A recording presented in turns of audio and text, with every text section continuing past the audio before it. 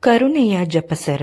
ಪ್ರಾರಂಭ ಪ್ರಾರ್ಥನೆ. ಯೇಸುವೆ, ನಿಮ್ಮ ಶಿಲುಬೆ ಮರಣದ ಫಲವಾಗಿ ಎಲ್ಲ ಆತ್ಮಗಳ ರಕ್ಷಣೆಗೆ ಅವಶ್ಯಕವಾಗಿದ್ದ ನಿತ್ಯ ಜೀವಜಲದ ಬುಗ್ಗೆಯನ್ನು, ಕರುಣೆಯಿಂದ ಮಹಾಸಾಗರವನ್ನು ನೀವು ತೆರೆದುಕೊಟ್ಟಿರಿ.